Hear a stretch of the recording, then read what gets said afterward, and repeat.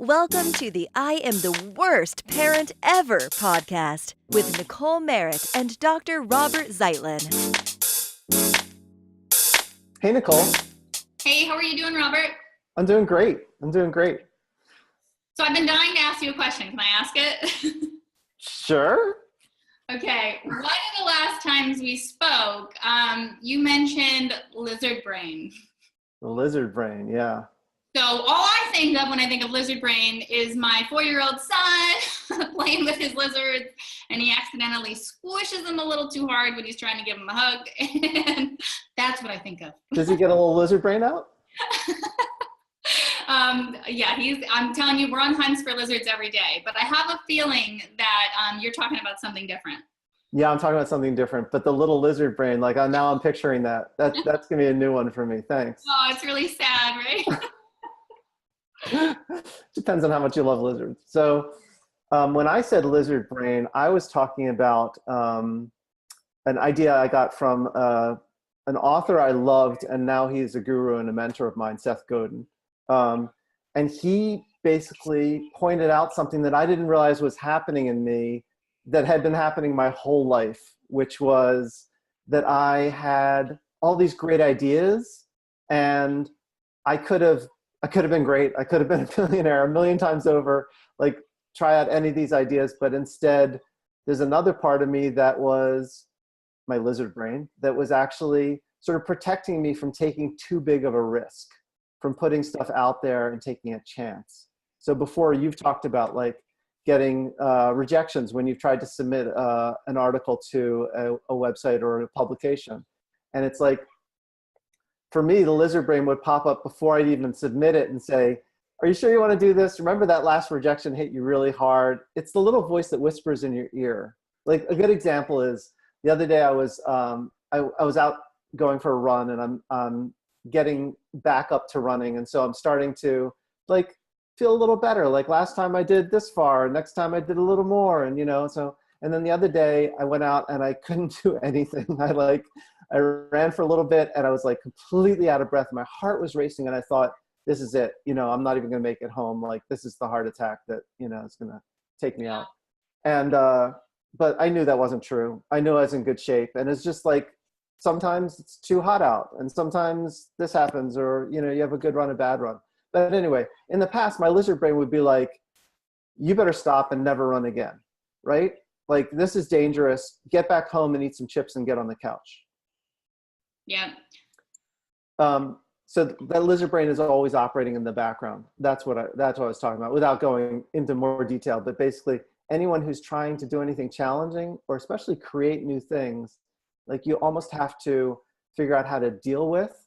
I've learned that you can't actually beat the lizard brain. You can't beat it into submission. You can't cage it. You can't get rid of it. It's there, and it's there for a reason. It's there actually to keep you safe. It's a long, old, ancient part of our brain that protects us from any change that feels a little too risky.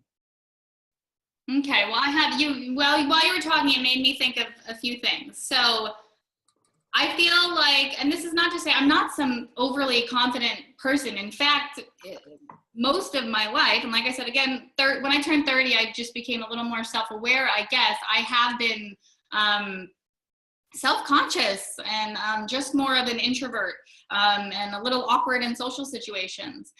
But I feel the only time I get lizard brain is when the thought of going to a public gym and people seeing me in my gym clothes on the treadmill and wondering why I'm going so slow and why I stopped. I was only running for 2 minutes. And so that's why I don't even venture into them. Then you got me thinking about two more things.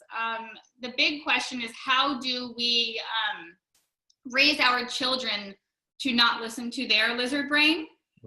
And then you said that we can't kind of push down our lizard brain, that it's always going to be there.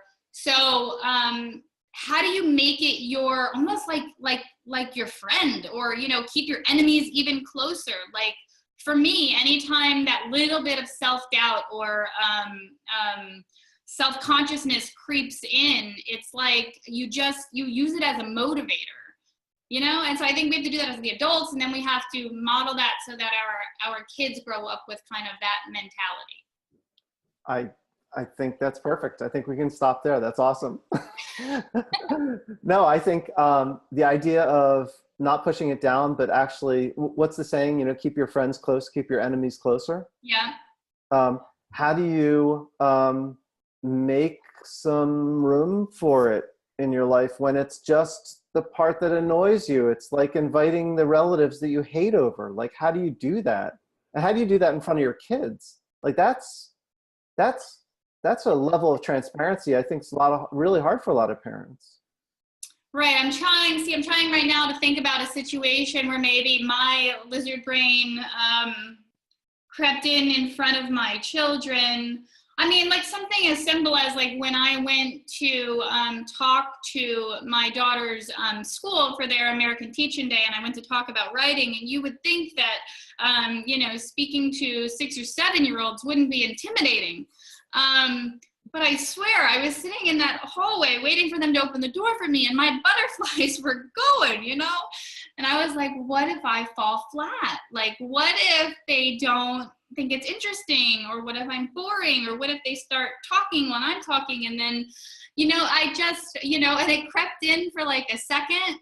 But I don't know. It's that persistence thing we've talked about. It's just like, I was the same way in high school. Like I would be on the drama program and I would be backstage and I would be freaking out, like internally, vomiting 100 times over on the inside. And then when I went on stage, people were like, "Oh, you nailed it. I couldn't tell you were nervous." So I don't know. I think it can just be, it can be very invigorating and motivating to kind of push, like say, "Hey, Mr. Lizard, get out of the way. I'm going to do this." Mm-hmm. You know? And then the more you do it and the more you do it, you become more comfortable and it gets easier. Or get on board, or, you know, not get out of the way. That's the hard part is I want him out of the way. I want it out of the way. Right. I want to stop thinking that way. This is not how I envision myself being confident. It's the difference between being brave and being fearless. I don't think brave is actually fearless. I think brave is actually feeling the fear. I don't think you can be brave if you don't feel the fear. Right. I don't think that there's anybody that's truly fearless, and maybe, you know, people will come out in droves and tell me that I'm wrong, but I think if they said that they were truly fearless, then they would be lying. They'd be lying, and I think they'd have a problem. But I think we have a lot of heroes that we look at as fearless. Right. Right. But they've either reconciled themselves that lizard brain is going to be right next to them in the grit and grind with them, you know, or they said, "Here, you stay right here. I'll be right back. I'm going to go do this. And then you can come back," you know? Yeah, I think there's something in that last idea, you know, I got this. You know, there's a part of this that's like, the lizard brain is really me, right? The lizard brain is the part of me that's nervous. The lizard brain is the part of me that's scared. You know, so if it's just the fear talking, then how do you reassure the fear? You know, it's like telling a kid who's scared, "Don't be scared." It's like, that's not going to work. But how do you reassure them that it's going to be okay, that you have this? You know, right. Yeah. Sorry to cut you off. As it relates to parenting, because you just made me think of that. Like you're saying, you know, you want to encourage them, like, don't be scared, you know, try new things. And then the second my 2-year-old gets up to try to get on the monkey bars, and I'm like, "No, don't do that. You're going to fall." Be scared. That's danger, you know? Yeah. So how do you balance that out of, you know, not breeding a child that's fearful of everything and wanting them to have confidence and try things out, and but also, you know, staying safe? Yeah, so I think here's the parallel. I think our lizard brain is always watching, always on alert, because it's trying to keep us safe, just like we are with our kids. But here's the difference. I don't think we always see the lizard brain in operation in the back of our brain. I don't think we always feel the fear until it kind of grips us by the neck or pulls us back from the edge. But our kids, honestly, I think we don't give them enough credit for seeing us and seeing how we're operating. And I think we put on a show and we think they buy it. But if any of us remember being a kid, you saw right through your parents. You knew exactly what was going on. you could tell the weather was changing before they could even tell. And like, I think we just need to fess up and just live with that a little bit, that we're, you know, we don't need to explain to our kids, oh, I did this. They saw it. They know what happened. Like, I think we just need to be real with them. Yeah. Yeah, no, I agree. It's all about, you know, being honest. And, you know, I think the other day I was grumbling because I had to get somewhere early. And so I think I had a field trip in the same day and then Girl Scouts that afternoon. And so I had to get my coffee in the morning or I couldn't make it I had to go early. Right. And then go early and the drive-through line is too long. So then we got to go inside, and then the inside line, which shouldn't take long, is taking a really long time. And then I waited a really long time for my coffee. And then my coffee was not right. It was hot and I wanted ice. I mean, you know, and I grumbled in front of them. You know, they were happy. They're fine having a cake pop and they were all excited. But, you know, I was frustrated. And then I was like, I shouldn't have done that. I shouldn't have acted frustrated in front of them. You know, in life, things are going to happen. But then I took a step back and I'm like, it's okay. I'm a person and I have emotions that overtake me sometimes.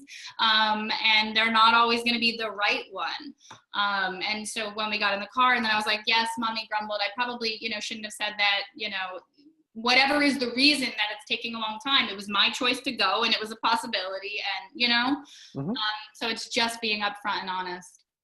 Yeah, that you're a person. And I think, you know, I spend my days talking to people about trying to convince them they're really superheroes, because I think we all have these untapped powers that we could be using. And that's what I do for a living. But I think there's something about being a person that feels a little bit too vulnerable or too raw maybe. And we want to be this like archetype of a superhero. You know, we want to be, you know, Wonder Woman, have bullets bounce off us or whatever. But it's like, we're not real. That's not a real person. That's not a real thing. Do we want our kids to actually imagine that they're going to grow up to be fearless or, you know, impermeable or, you know, unfrustratable? Like, that's not a thing.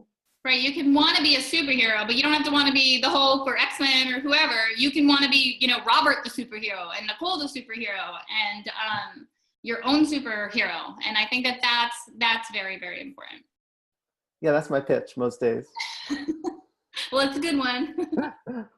Thanks. Yeah, but no, I'm glad you finally explained lizard brain to me. I was a little, you know, weary of what lizard brain was. Yeah, I think there's different versions of it. And actually, you can check out Elizabeth Gilbert's TED Talk before Big Magic, where she basically talks about this sort of balance between the creative side of her and the side of her that wants to shut it all down, you know, and that part of us, that part of our brain, you can actually track evolutionarily to like millions of years ago.